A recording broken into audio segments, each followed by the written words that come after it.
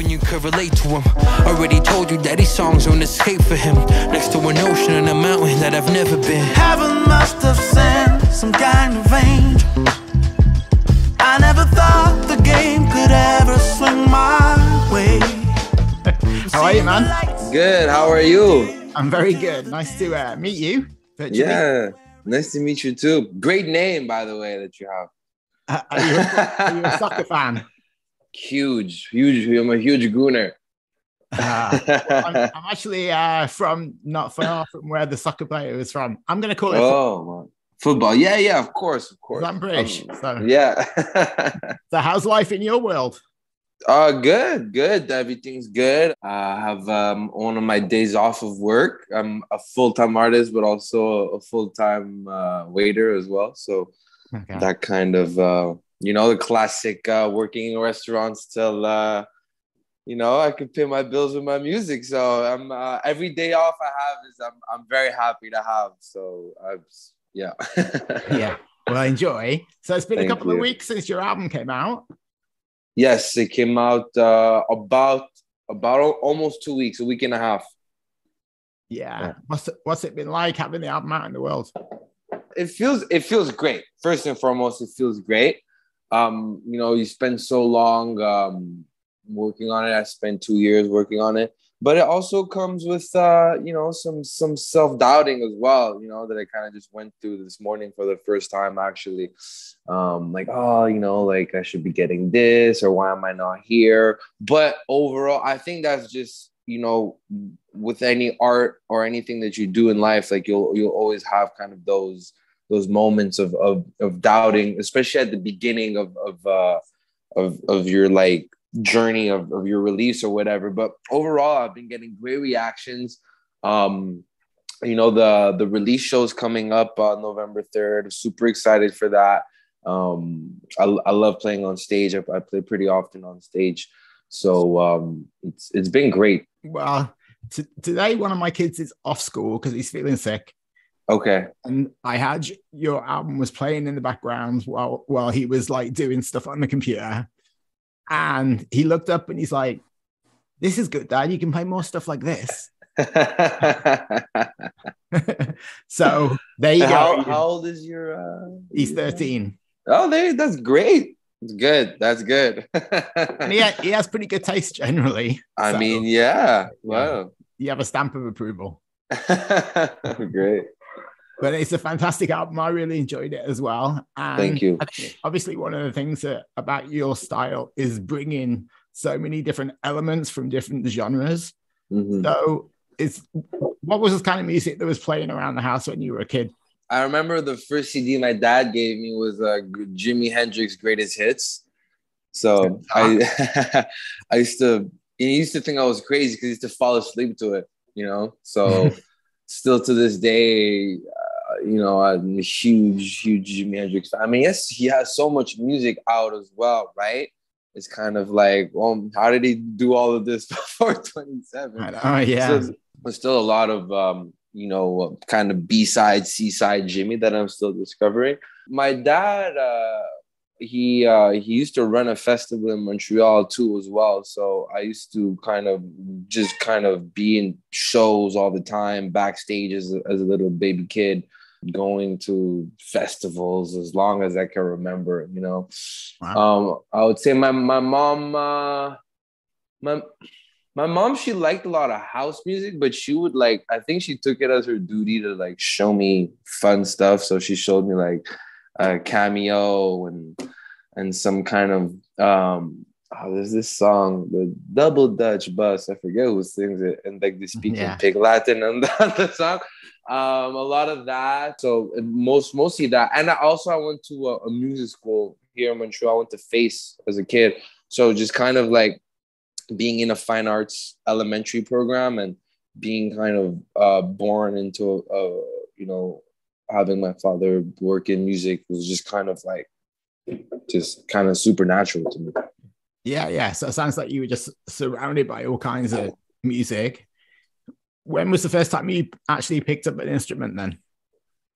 Like I was saying, at school, they had this pretty rigorous music class from grade 4 to grade 6. You would have band 3 times a week and everything. So my first real relationship with an instrument was trumpet, which was short because I was pretty good at the trumpet, so they moved me on to the trombone.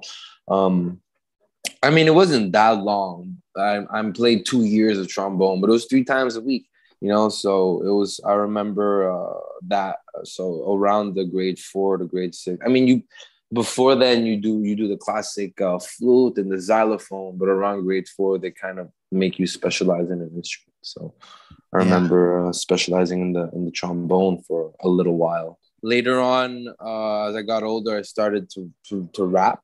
And when I was about the age of 14, 15.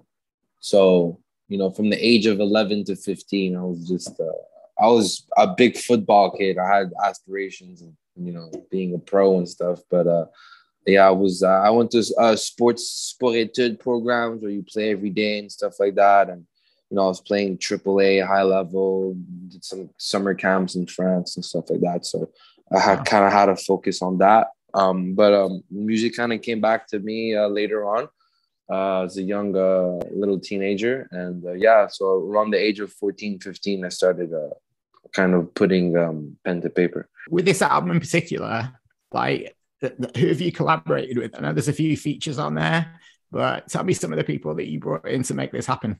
I was working closely with, technically I have 2 executive producers. Their name is Manny and Nadal, and their collective is called Resort 46. And they produce a lot of other genres and stuff like that. We had met at an open mic, and I had released this my second EP, and they had really liked it, and we started making one song together. Our first song that we made together was I Need You, actually. And then that went really well.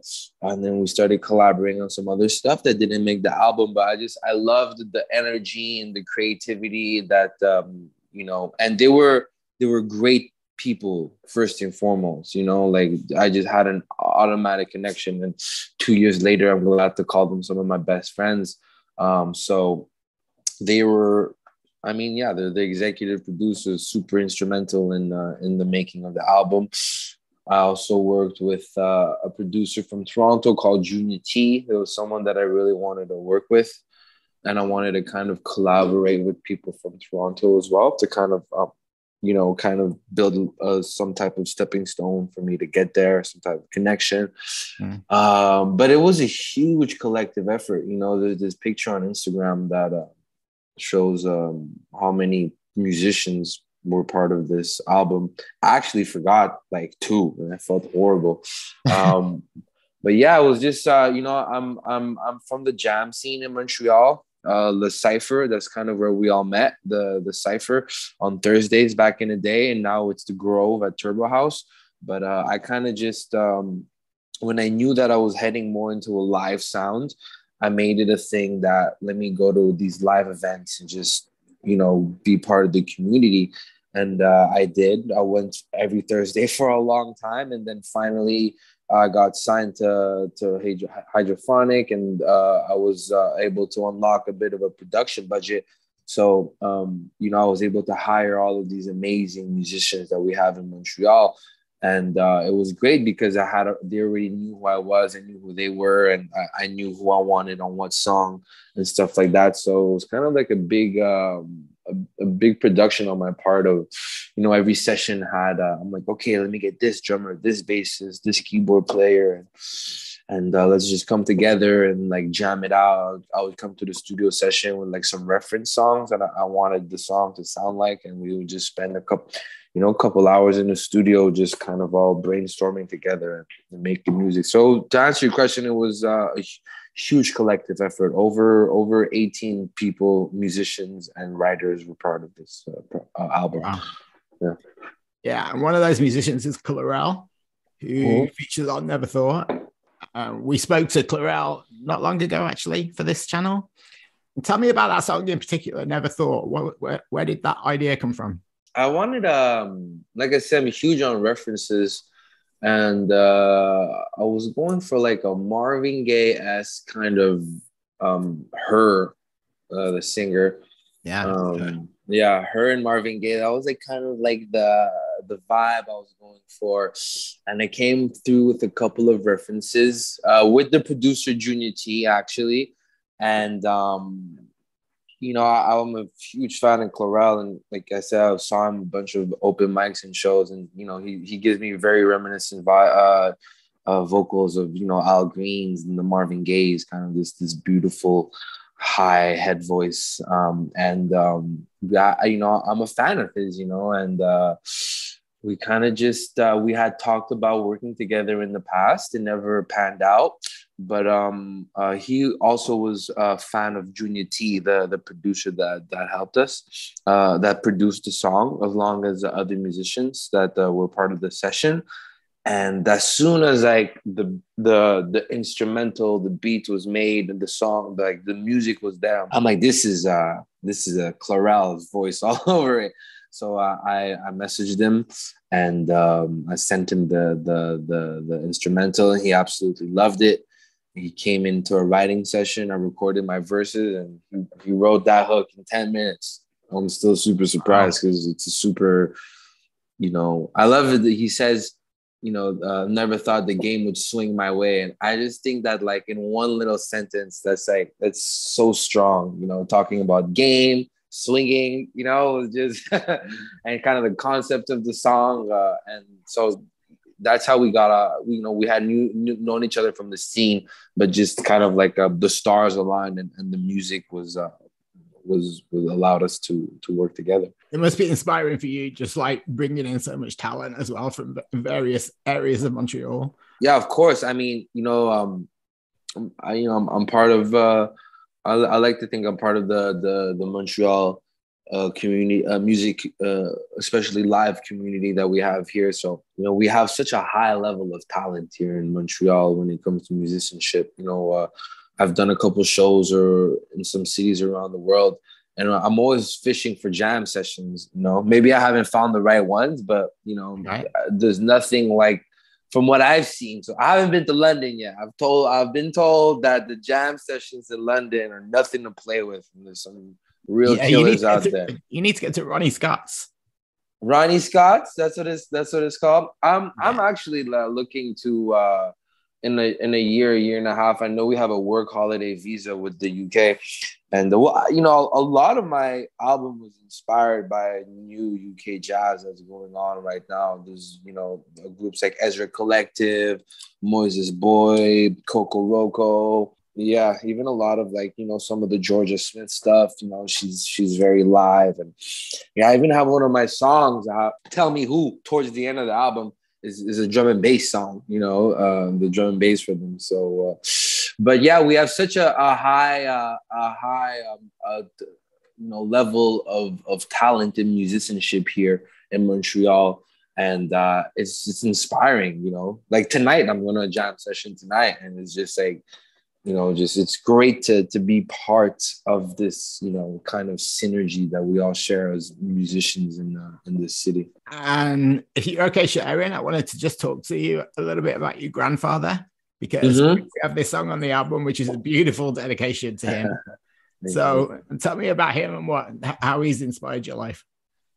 My grandfather was a simple man, but worked very hard. He's Chinese Jamaican, so he's in Jamaica, the Chinese people, they were kind of bullied a bit, so he was a very resilient man, and he loved food, and I'm a huge foodie. I'm a whiny too now, so my appreciation of food and kind of comes from him. It sounds so like cliche, right? Food, but like food is a huge part of my life. I know it's a huge part of his life too. I remember, they lived in Brossard on the South Shore. I had rocky times in high school, like a lot of teenagers do. So it was kind of like a refuge, going there on Sundays. Kind of escaping the craziness of a young teenage boy's life, I guess. It was just, I felt like grounded when I was there, and I'm still not as good of the cook as him, but he would just like cook for me. And sometimes like we wouldn't, like I would be in his house and like they would have this basement and I would be watching a lot of TV kind of on my own downstairs. But like he was just so happy to like just have me there, and he, if he dropped out of school, he didn't even finish school, and in those times, like he's leaving grade 3 to go work, and he had left Jamaica to go back to China on a boat, and it was like his early teens, and then he had this crazy life, and he ended up becoming this carpenter and stuff like that. So he was an apprentice. But then he got the job, and through that he got to travel to India and Peru, and he had a stint in Birmingham too, in the UK. That's where I'm from. Oh yeah. So he was just such an interesting man, but a man of not many words. He didn't speak too much. I mean, he didn't have the greatest vocabulary either, but whatever he said was very poignant. And I always remember, we don't have a huge family, but whenever we did get together, he would just kind of sit in the corner and just watch us and just be happy that his family is there. So, he and I don't have a big family in general. So he gave me that feeling of families, and he made sure that we all got together for Christmas and dinners and stuff like that. And we just cook so much food. We just, so he kind of gave me that base and that feeling of having a family. So that's kind of what it means to me. Yeah. And it's nice that every time you perform that song now, he's going to be in your mind and, I haven't performed it live yet, actually. Oh no. Do you think you'll play it at the show on the 3rd? I want to. I want to. It's just that, so the singer that's on there, so she sings on there, but there's this B section to the song where we kind of stack all of her vocals and she's just kind of like riffing, and it's kind of like a super important part of the song. And I have 2 singers that sing with me. The thing is that to perform that song, you would technically need 3. So, and she can't come, so maybe I might though. I'm gonna see. So that's happening on the 3rd, is at Putty Campus. Yes. Like, you've had quite a few highlights over your career, like live-wise. You played some pretty amazing gigs.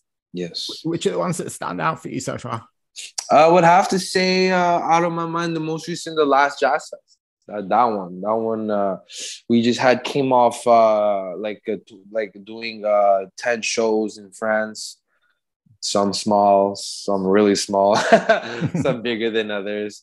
But like we love it. I love the grind, just kind of get into a little minivan and drive around, countries in Europe and do shows. But yeah, the last Jazz Fest, it was a great show. And it was kind of like, it was my favorite performance. And I think also the band, we were just so sharp because of, we had toured in Italy and France in December. Then we had just toured again in June, July, and then we came back. So our swords were super sharp, So that was kind of my favorite. I would have, yeah, the jazz, and it's a jazz fest, like I grew up walking around the jazz fest, So yeah. And it was my second time playing it as well. The first time was, I was just younger. And I think just, since the first time I had played and just kind of all of the shows that I had played in between. So I think that the last Jazz Fest was one of my favorite gigs in recent memories. But also, I played the Olympia in Paris. That's always, great, lifetime achievement, I guess. Yeah. Opening for Earth, Wind and Fire, and Incognito, actually, which is this British, this British acid jazz band. Yeah, I remember them. Yeah, so they were cool, and so I mean, that's always going to be top, as well, playing that venue. So. Cool. Well, I hope the show goes well on the 3rd. Sadly, I'm going to be in the UK, so I won't be able to come. Oh, okay. I'll catch you another time. Yes. And congratulations on the album. I really, really love it. And it feels like the beginning of something for you. So I feel. Thank you very much. I hope that is the case. And I wish you all the best with it. Thank you, Steven Gerrard. Thank you. Steven Gerrard. Thank you so much for the time and the great interview. And thank you for having me on the show. I really appreciate it. Never thought that I would make it here. It's rather unbelievable. Came to conquer all my deepest fears.